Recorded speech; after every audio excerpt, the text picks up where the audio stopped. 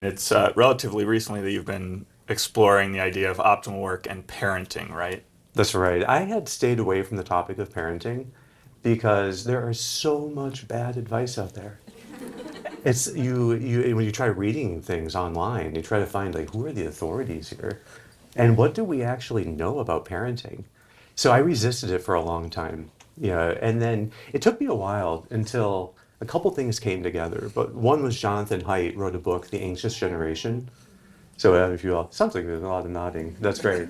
So Jonathan Haidt, he blames social media, but I think that there are deeper issues. Of course, the central question is why is anxiety on the rise so much?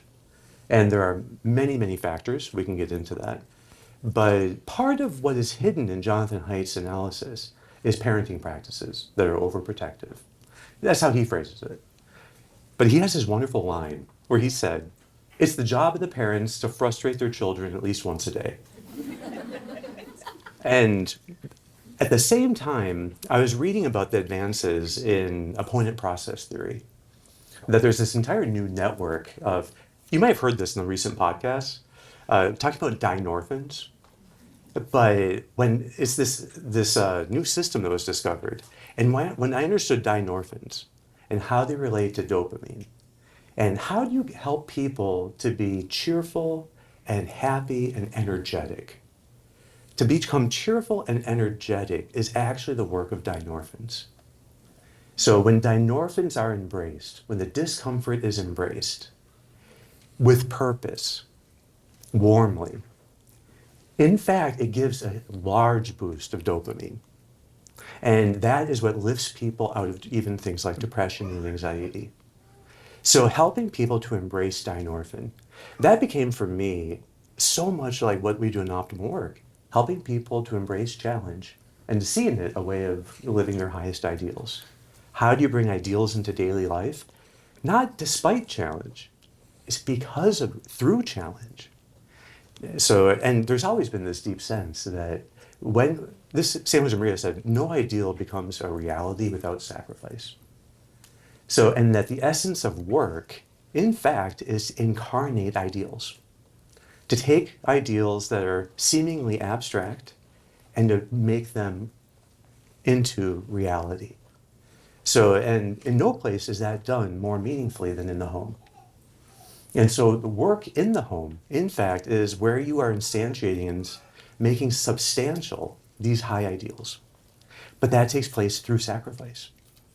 So there's something essential then in the work of the home and in the raising of children.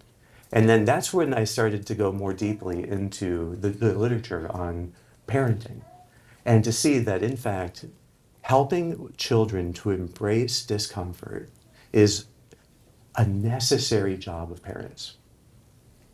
And no one does it better than mothers because actually that is the application of warmth and understanding can be done by men, but men are not as good at it.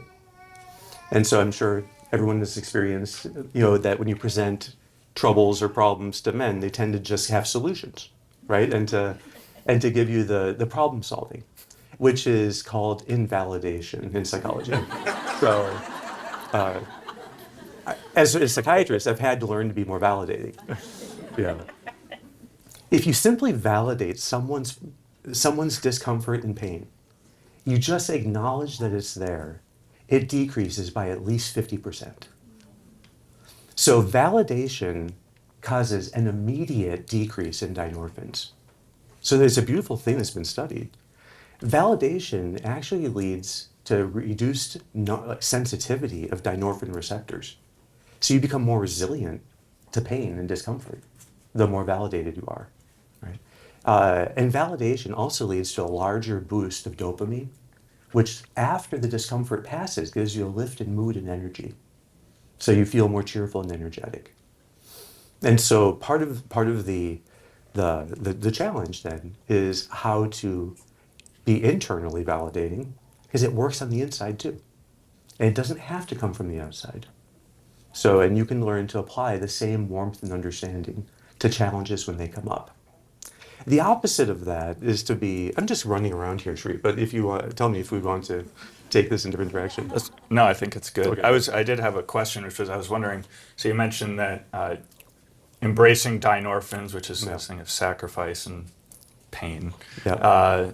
leads to then a subsequent surge in dopamine. If there's any other ways to get that surge in dopamine besides the dynorphin. Well, in fact, all like forms of mastery will produce that kind of surge in dopamine.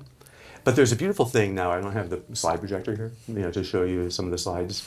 But you have, when you see that there's a large effect of dynorphin, that gets less and less over time with practice. And then the subsequent boost of dopamine gets sooner and sooner with practice. So gradually then, once you've mastered a particular challenge, you just get dopamine.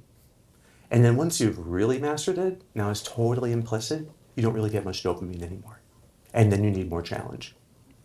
So what you need then are ideals to inform the practice of these skills and mastery so that you can continually set new challenges for how you want to be. And when you set a new challenge, ideally there's an initial discomfort of awkwardness. So it's going to feel strange. So I always tell couples that if you really want to practice an ideal, you have to surprise your spouse with it. Practice it to a surprising degree, or if you're mutatis mutandis with anyone in your life. Try to think of doing it in such a way that you aim for the quality that you want to have. You're like, okay, now how can I surprise them with it? What that does is allows you to think in a new context, and it opens up all these new possibilities. It's not just the same stimulus response, how we interact, and it's just the same every day. So this gives you permission to try something new. And that idea of trying something new opens up all this new ground for practice. Great. So a lot of the questions that we got were about helping children navigate anxiety, or maybe prevent anxiety or see anxiety in a new light. So we're talking here about helping kids, or really anyone, embrace the discomfort that goes along with challenge. Now, can you relate that to anxiety and helping? Yeah, exactly. So anxiety is, if you're going to give a chemical formula for anxiety, which is at least is a starting point to understand it, it's adrenaline plus dynorphins. So how many people here love scary movies? You used to. Monica, what happened? So scary movies, why do some people love them and some people hate them? Okay, so what you get in a scary movie, always, if it's a really scary movie, you get adrenaline. Right? The question is, does your adrenaline have dynorphins attached? If it does, you experience it aversively as anxiety. But if not, you experience it just as a thrill.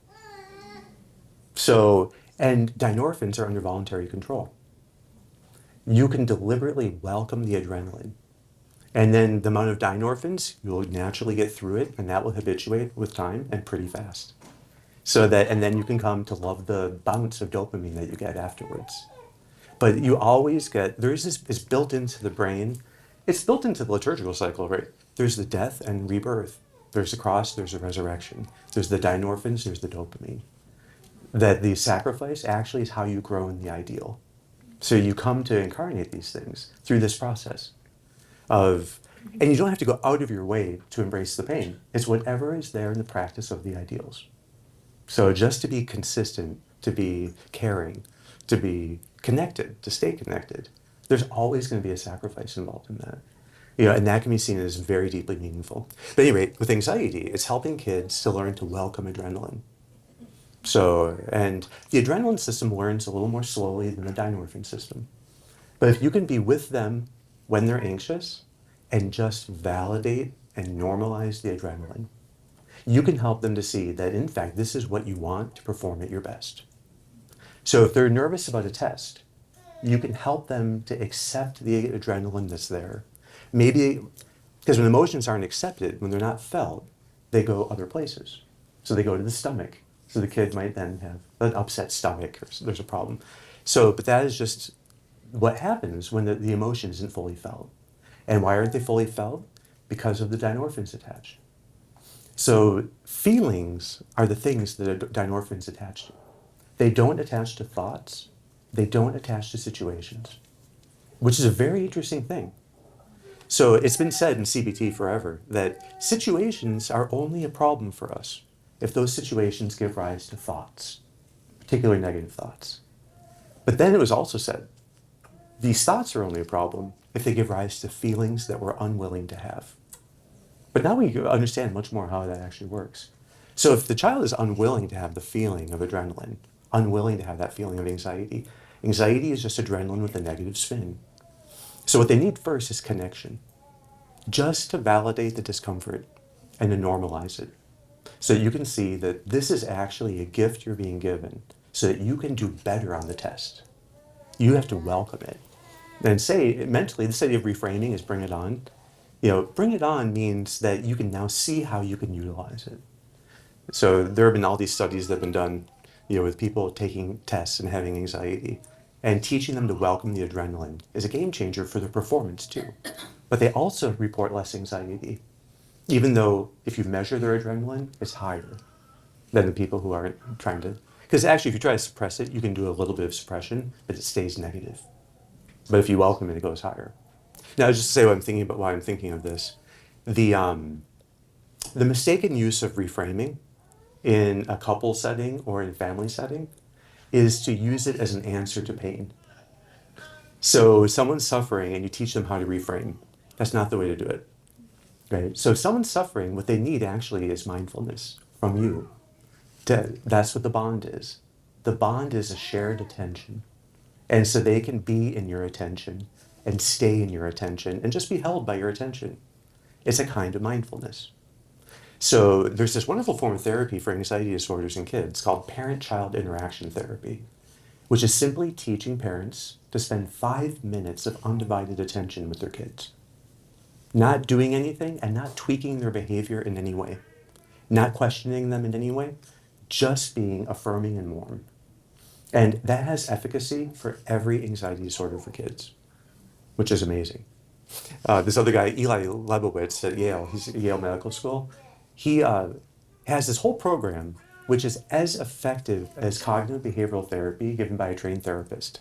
And it's just something you train the mothers and fathers to do. And it's 3 steps. The first is compassion, which I've been talking about. You connect with the pain. The second is confidence, that they can get through this and thrive. And the third, most important, no accommodation. You cannot give in to the anxiety at all. So his example is, for instance, as a child's at a summer camp, and they're, say, 10 years old, they have terrible separation anxiety, they call home, they're desperate to be picked up. And he says, you have to say to them, I know this is hard for you.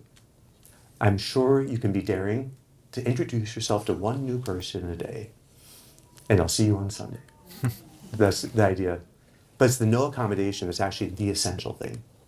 And that's been shown, that strategy used by parents intentionally is as effective as CBT for anxiety in kids.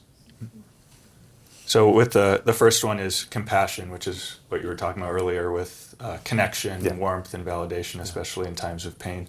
Can you also just, to help us better understand this, to see what are the alternative approaches to that parents might take in dealing with with a challenge? So there are 2 ways, and in the parenting literature, these are the 2 extremes that on this idea of connection. And it's how can the bond go wrong? Have you all heard of attachment theory? Yeah. So you know about anxious attachment and avoidant attachment and stable attachment. But in parenting styles, those are mirrored. So you have enmeshed parenting, and you have detached parenting, and then you have connected, like optimally connected parenting. So enmeshed parenting, in the research, and this has been well replicated, is associated with the children then having an anxious attachment style. And the avoidant attachment style comes from more detached parenting. It's not completely, these things are multifactorial, but there definitely is an association that's held up, right? And this is a really deep vein of research. But it's interesting when you look at what's going on with enmeshment and detachment, and they both are about pain. right? And this is the strange thing that you wouldn't think of necessarily, but with detached parents, a child's pain is a problem that they ignore. And for the enmeshed parent, the child's pain is a problem that they solve. So instead of connecting through the pain, so pain makes us connectable. And so when someone is really suffering, they are bondable. It's one of those beautiful things of the week coming up is that our Lord himself is suffering and bondable. And we can be validating and being empathic with his pain that actually produces the strongest bond with him. So we can experience this in the next week. But pain makes us bondable. So when a child is in pain, if you try to solve the pain by making it your own, that now is a common problem you're trying to solve, that's enmeshment. So the goal is then to get rid of the pain. But that's not validating the person. That's actually not empathy. It's a kind of misguided sympathy, where now the feelings have become one. It's better than apathy, probably. Apathy produces detachment. But the goal is in the middle, the real empathy. Because empathy is a charged word, I just use compassion, because at least that's in scripture. Compassion is a good word. So, and it's not so potentially laden with problems. And so, but it's interesting to think that what causes enmeshment is when there's this shared emotional life caused by kind of a shared dynorphin state. And as soon as the child is in a bad mood and suffering, then the parent is in a bad mood and suffering. What compassion allows you to do is to separate the right distance from the pain. But this is true even on the inside.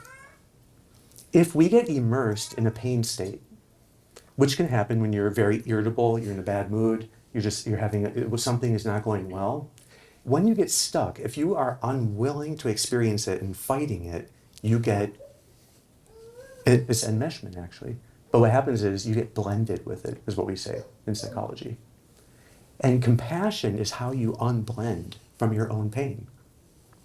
And if you're compassionate with it, now you can feel it willingly instead of fighting it unwillingly. The more unwilling we are to feel pain, the more it drives automated behavior and tunnel vision. But if you're stuck in a bad mood and a negative view of things, the way you get out is actually with compassion on the inside. And to learn to welcome the pain, to learn to normalize it, let yourself feel it. Validation works even when done on one's own. So to be willing to have the pain means that you can welcome it, you can even savor the feeling, whatever it is. The height is you can pass love through it. So you're lovingly offering it. If you can pass love through it, now the pain becomes a way of loving. Love is the shortcut to the highest dopamine.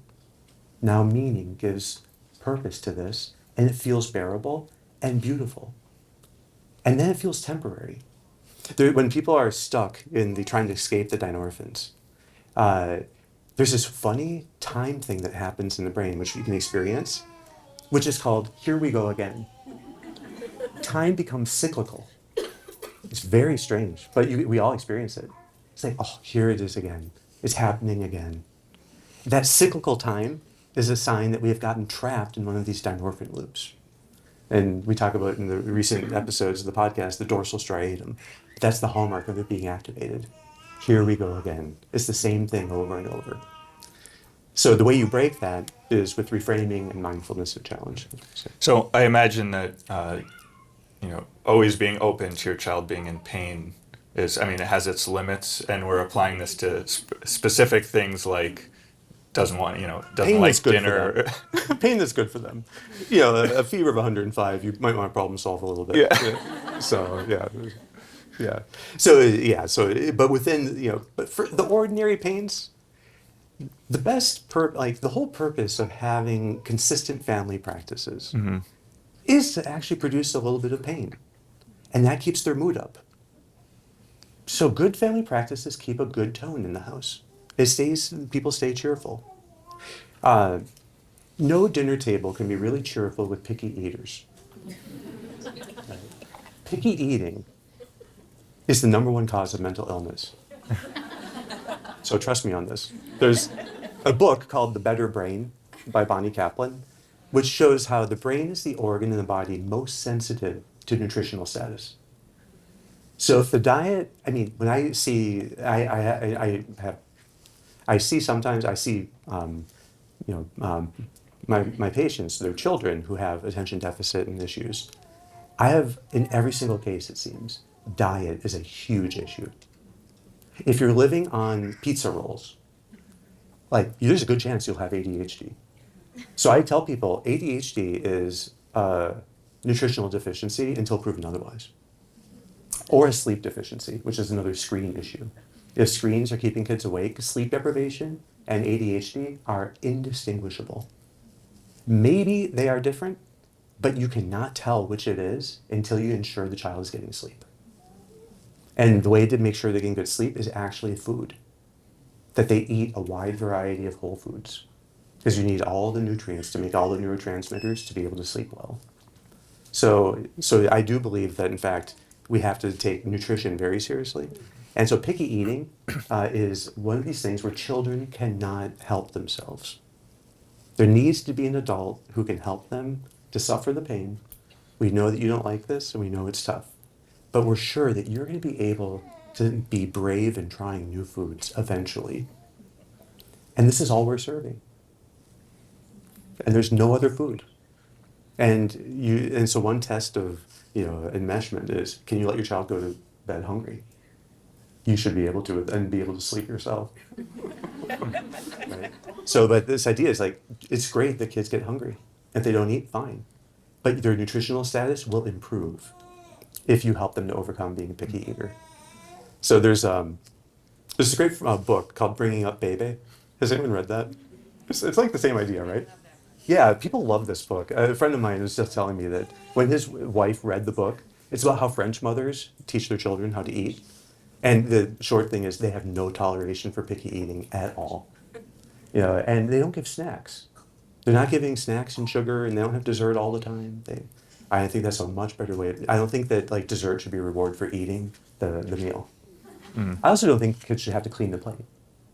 They shouldn't be forced to eat, but it's an option, and here's what we're serving. And there's actually a lot of data behind that. Yeah, so great. I was going to ask about what you thought about the clean plate rule and Yeah, I don't like just rules in general. Yeah, just telling with kids like parenting. you have to eat this to me seems kind of coercive. But this is healthy for you. This is good. I'm sure that eventually you're going to like it. And this idea of an acquired taste, I like that idea. An acquired taste means, yeah, we don't like it at first, but stick with it and you'll come to like it. So on the topic of ADD, ADHD, I'm not exactly sure what the difference is, but is that something that can be improved with doing homework, trying to focus in your work? Like focus is a skill that you can improve, and ADHD is that they have a lower ability to focus, and we just need to work on that through practice. Yeah, I think another thing that does play a large role is their theory of how do they get better at things. It would be wonderful them to see their work in school as a game that's winnable. So that they can start to get into like, okay, now I'm just going to get better and better at practicing this. Rather than seeing it as a test of intelligence. So there's a lot of mischief done in the idea of IQ. IQ is meant to be constantly changing. It's measured age divided by actual age, which are both changing. So it's like the idea is it's not meant to be a fixed number. There are no brains, I'm convinced, that are essentially better at math than other brains. What you have, and there's research in this, is the framing of math. Do you hate math? Do you dread math? Well, then you're not going to see it as a skill to get better at. But if you see every problem as a kind of skill and you're just going to get better at it, it becomes a game. And then you can do it better and better and better. So I think that there is something in ADHD that resembles chronic PTSD, where the children are often in threat mode, and they're kind of stuck in threat mode. And they seem to have the neurological profile of someone in threat mode. So there is something about it that might be related to the nutritional things, because that's very tied to anxiety as well.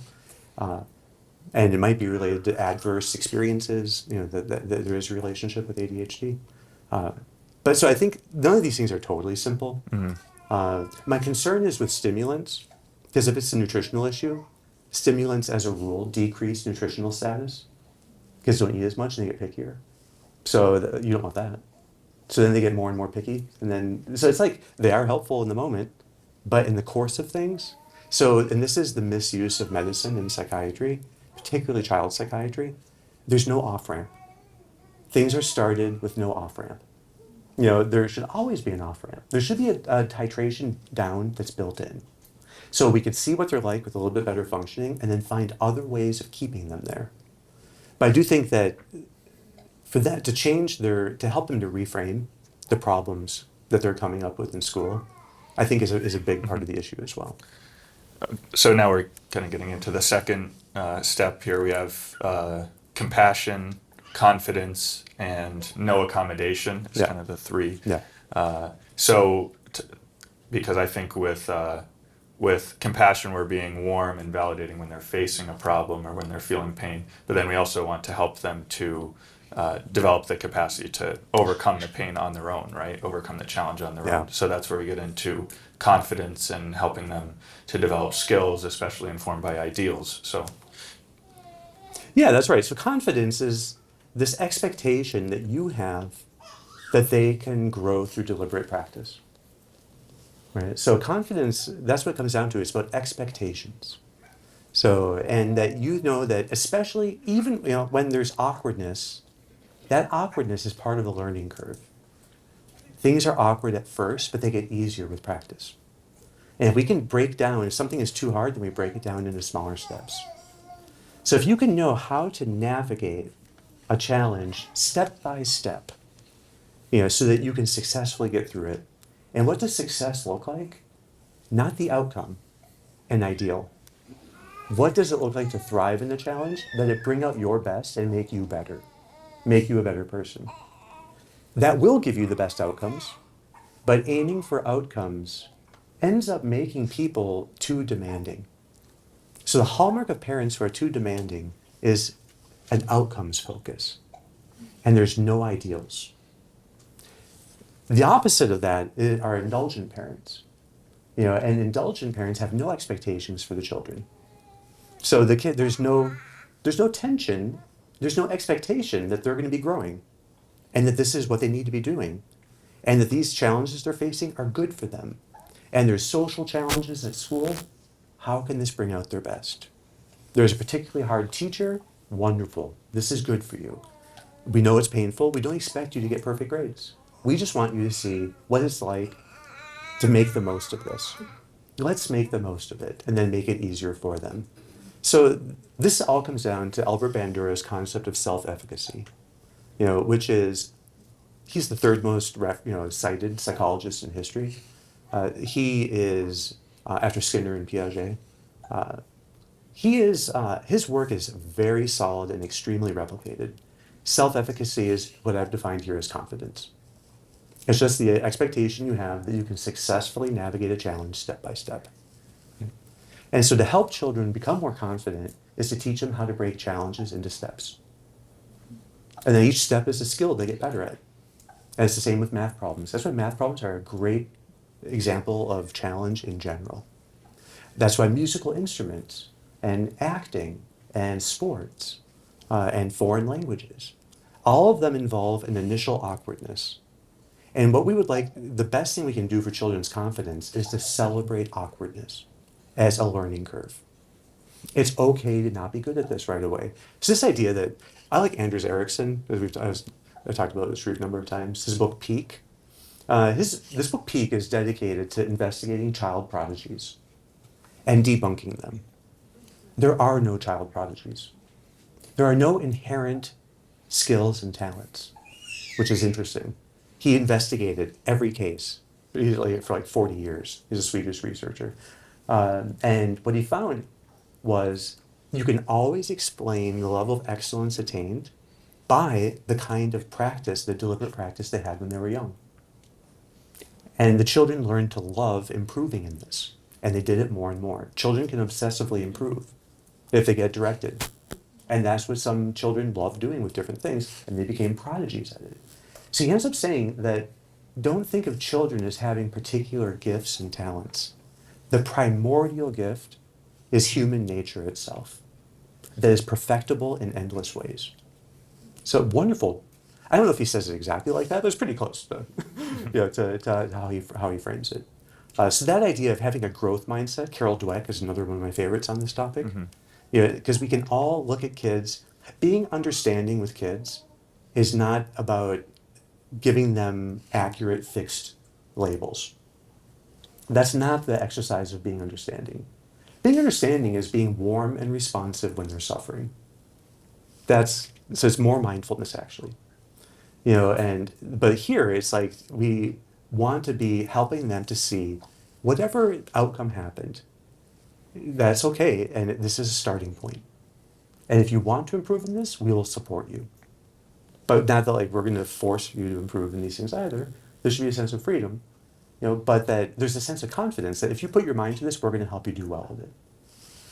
It's great. So you make it sound really easy, and one of the questions is about, after 10 hours of taking care of the kids, being kind and patient the whole time, I feel I can't regulate my emotions anymore. So what do we do? No, that's exactly right. So it's a great question. The I would say that there needs to be a way of making that moment beautiful. There has to be a way of thinking of what are the qualities I would most want to have in that moment. So to sustain motivation, you need an inexhaustible quality to aim for. You need an inexhaustible ideal. It can't be about attaining certain outcomes.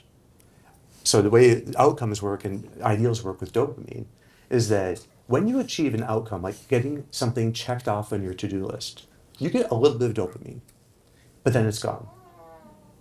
So that can keep you checking things, but then life becomes a checklist, right? So that's what causes burnout. Burnout is when a person has had a regular diet of small dopamine hits. There needs to be progress that is unlimited, that is but you're actually making progress along that way. That you can tell that you're growing in an important way by doing this. So you're aiming for a process goal, not an outcome goal.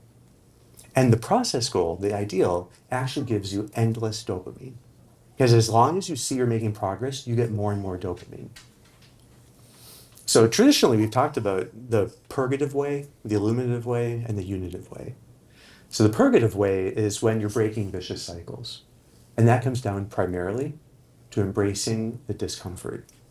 Because all of those bad habits that are automatically done, the addictive type habits, all of that, and any regularly, like having emotional outbreaks or say yelling, that's it's the exact same machinery as addiction, right? Because there's some kind of, there's a stimulus response, there's reactivity, there's automation.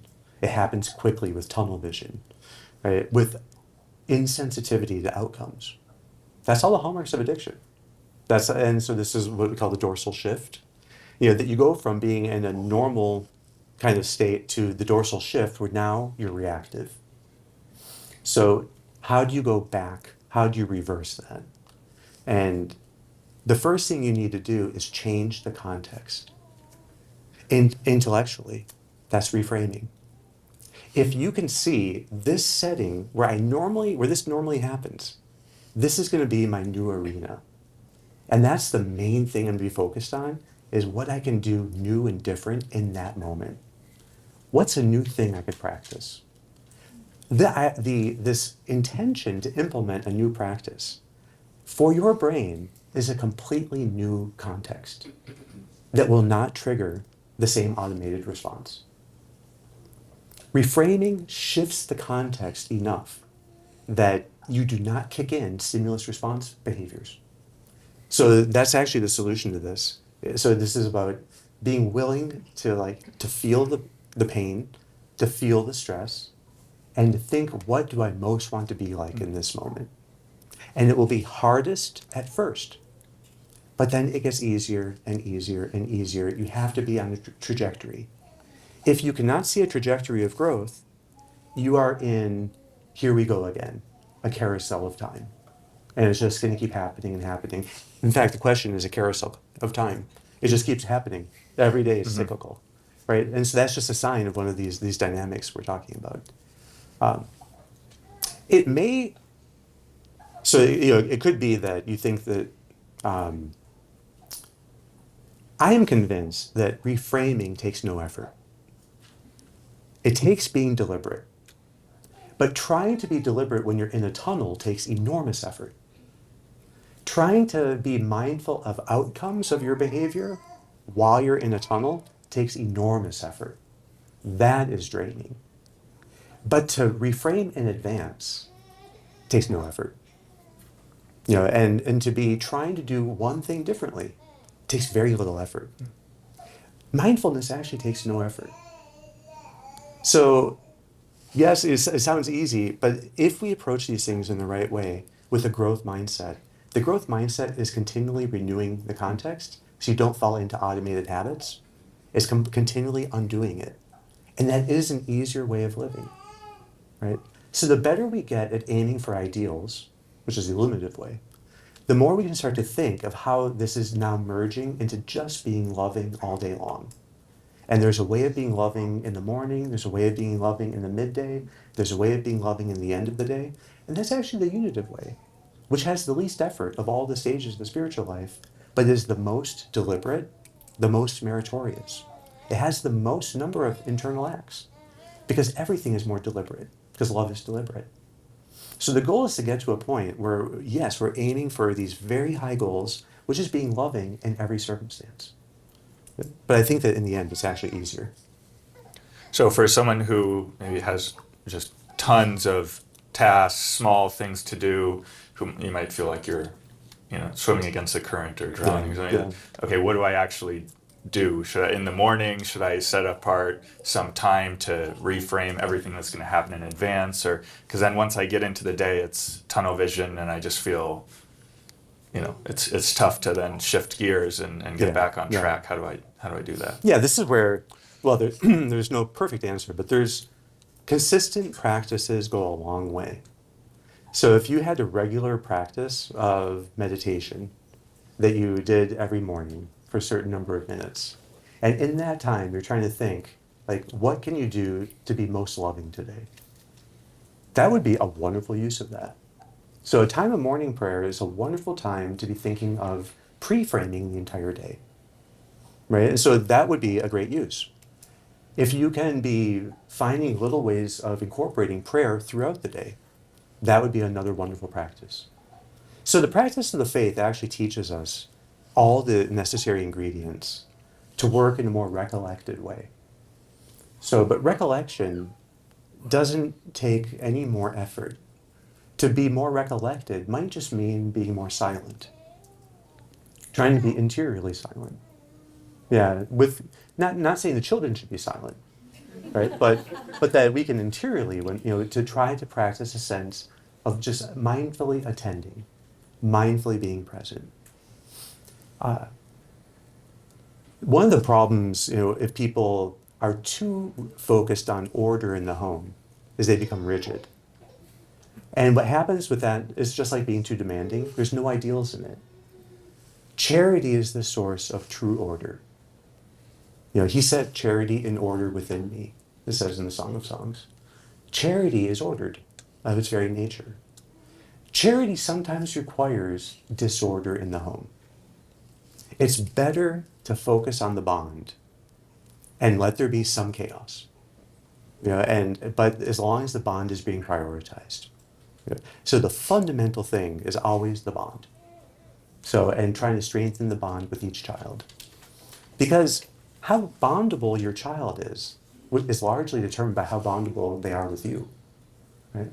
And that is the very substance that charity will activate. Charity is going to be the exercise of their capacity of bonding. So the natural ability to form bonds with others is raised to a supernatural level by charity. Charity is the bond with God. So it's loving him and dwelling with him all day. So that sense of charity as the bond, you see then, helping the children to form healthy bonds means we always put the bond first. And when there's problems, you first connect with the child and then redirect. That's Daniel Siegel's language. But it fits really well with this idea. So connection is always first. Then have high expectations for what you do expect of them, because your expectations are a gift, as long as they're realistic and you have a sense of a trajectory, how they're going to get there. And then these consistent practices in the home. And that's where discipline comes in.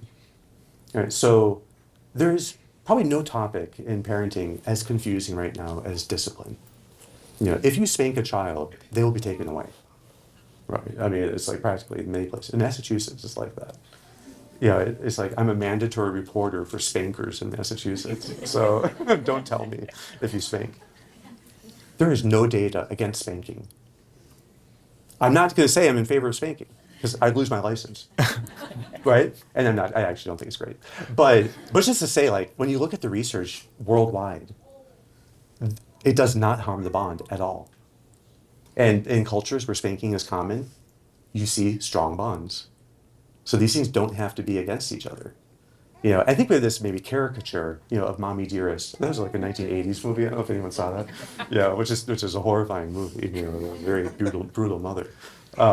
So, but I think this idea is that discipline, our timeout's okay. Like, okay, let's say spanking. Let's say we're not going to do spanking. Great. Timeouts. Is it okay to do timeouts? You have all these traumatologists now on YouTube, saying that if you, Gabor Mate, if you force your children to be alone when when they're melting down, you're traumatizing them again. Is that true? That is absolutely not true. There's no data on that. What seems to be the case, and what the research does support, is that when children are emotional, giving them space to calm down is the kindest thing you can do. And probably the worst thing you can do is to keep talking. Children get overloaded by speech. So there's a wonderful book, which Jonathan Haidt in Anxious Generation says is his favorite parenting book. It's 1, 2, 3 Magic by Thomas Phelan with the PH. 1, 2, 3 Magic is about how do you discipline kids. And so let's say the child is whining. Whining is one of those obnoxious behaviors that has to be ended. Right? So he says that parents have 3 roles. One is to stop obnoxious behaviors. The second is to help them to build good habits. And the third is to build the bond. Now, he's just a pediatrician and psychologist. But what he just reproduced is the purgative way, the illuminative way, and the unitive way, which is very interesting. You have to first stop the vicious cycles, start the virtuous cycles, and then they get simplified over time into love. But that idea, so what do you do with children then when they start whining? You say, that's a 1. 5 seconds of silence after. And it's the silence after that is the powerful part. Because the mistake parents would do is, that's a 1, you keep doing this isn't right, you shouldn't, and all of that's adding fuel to the fire. And he said, if you just say, that's a 1, give them 5 or more seconds to think. And this starts working at age 2. It stops at age 12. But it starts working at age 2. Actually, it works on high schoolers. Does it really? Yeah. That's great. But it's the silence after that lets them think, wait a second, what did I just do? And then they identify it, and then they can stop doing it. And then you just make sure you connect, and get them redirected. But they keep whining, that's a 2. 5 seconds of silence. And then after a couple of minutes, you can give them a 3. And then it's a timeout. And it's usually 1 minute per year of life. So something like that. It's a good book, 1, 2, 3 Magic. I recommend taking a deep dive. Knowing he says that if you don't enjoy being with your children, it's usually an issue of discipline. And knowing how to discipline them well will make your children enjoyable again. And he's worked with thousands of families. And what they all say, basically, and you see the reviews on Amazon are very good, which is a nice way of telling, but it is actually a game changer. And then parents love being with their kids again. So a lot of times, just giving in to the whining is not being connected and compassionate. It's just problem solving, whatever the pain is. It's not having high expectations, and it's breaking whatever your consistent rule was. So it's actually against connection, confidence, and consistency. So that's precisely the kind of thing where the shaping has to take place. But bit by bit, not all at once. Try to have easier victories at first so that they're redirected, and then you can start kind of building momentum with them. It's great. So those are the three: connection, confidence, Consistency, which is no accommodation.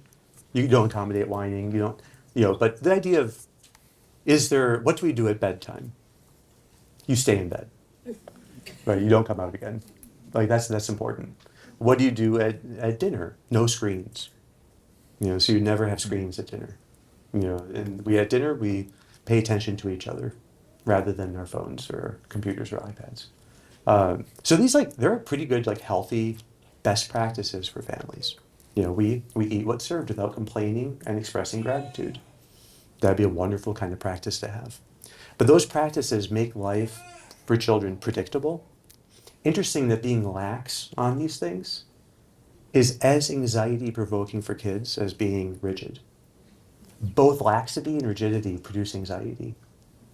Both indulgence and demandingness with expectations, being unrealistically demanding and being too indulgent, produce anxiety.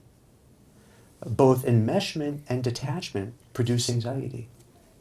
So we're looking through these things. These are the three curvilinear findings of developmental psychology. The connectedness and the expectations, which I call confidence, having good confidence, and then the consistent practice. Those are the three things where you can have too much or too little, and there's something in between that you're trying to always aim for. Interesting that each extreme produces anxiety as an outcome. And so I think that's one of the answers to the question, why is there so much anxiety? And in general, it's actually gentle parenting. Understood as no discipline, no rules. I'm sure you've all been on planes, where there's an 8-year-old having a meltdown. That's the sign of gentle parenting gone awry. So, and it's interesting that these kind of concepts, everything I've just said, I told the residents that I teach at Harvard, so I have a group of residents that are in psychiatry. Psychiatry residents are extremely left-wing, so they're very liberal.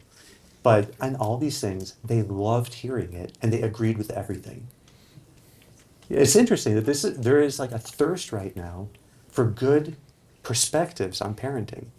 So we actually, in OptimalWork, we built into the reframer the entire approach to parenting. So if you go to our reframer and click reframe a challenge, it's one of the tools we have in OptimalWork, and you just say whatever the problem you have with the child, it will walk you through all these steps to be thinking through and then offering different things you can actually start working on, with them. Because so much of this has to just be personalized.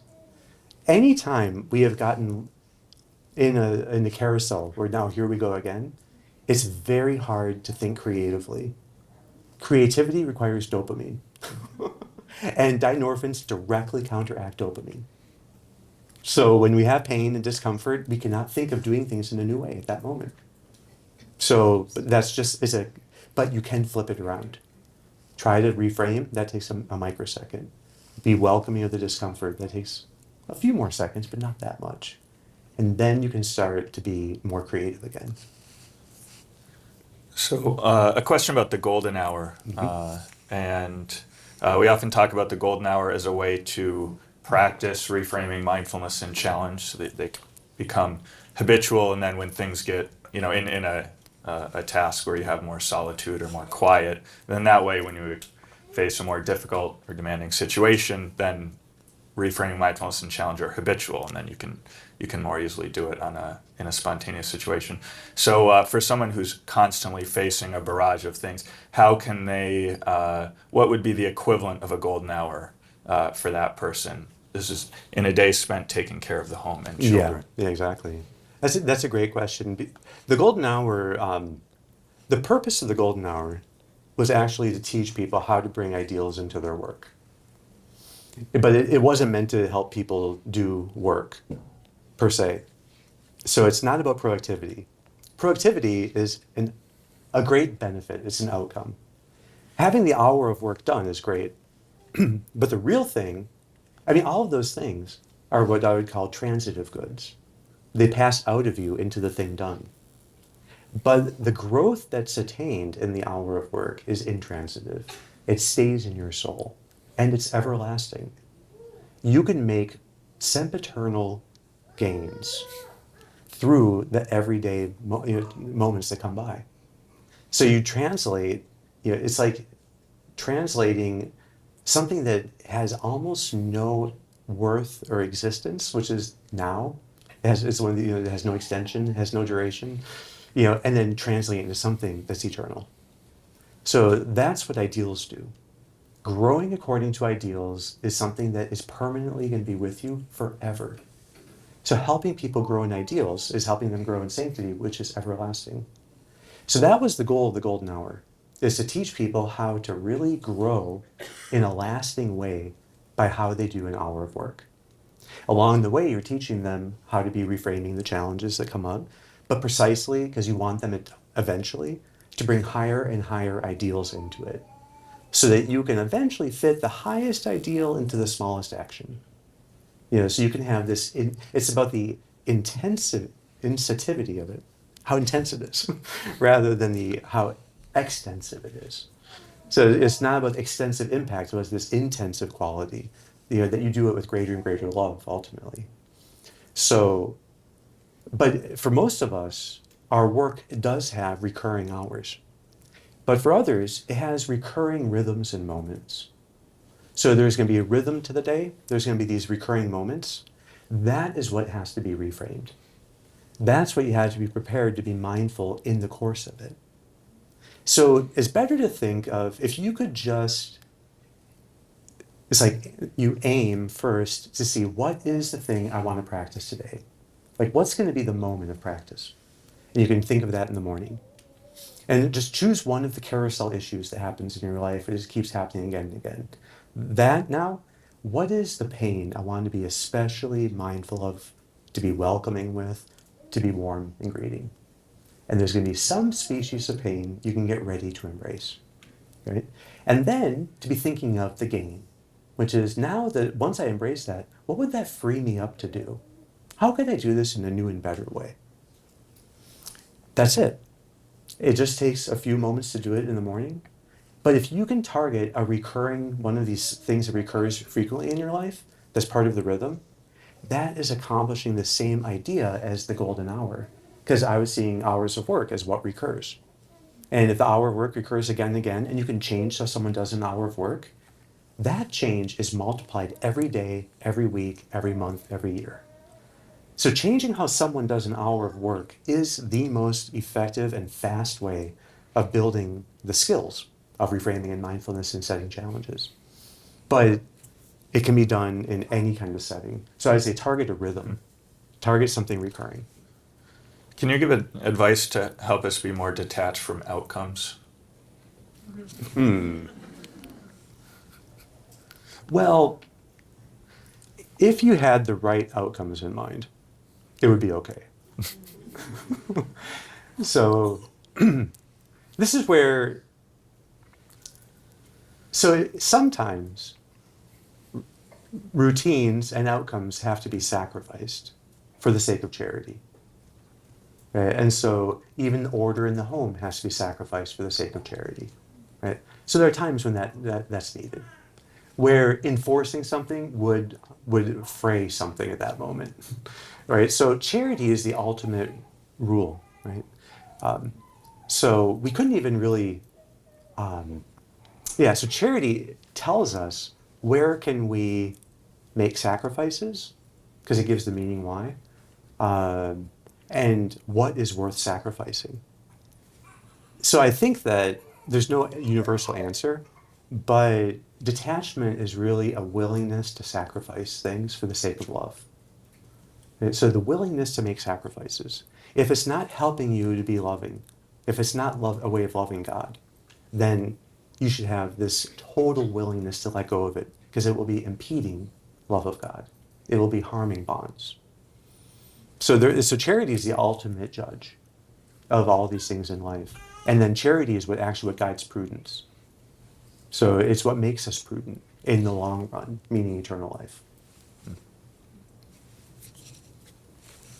Right? One more question. All right.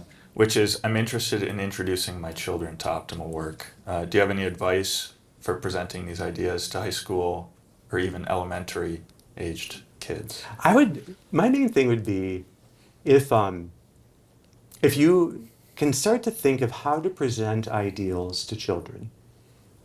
And to get them excited about. So one of the ideals children learn the earliest is being tidy. I love that word, tidy. It's so tidy. It has nothing. It's so compact, and it's perfect for kids. And being a good sport, and being sharing, and learning how what you're actually teaching them is the essentials of the faith.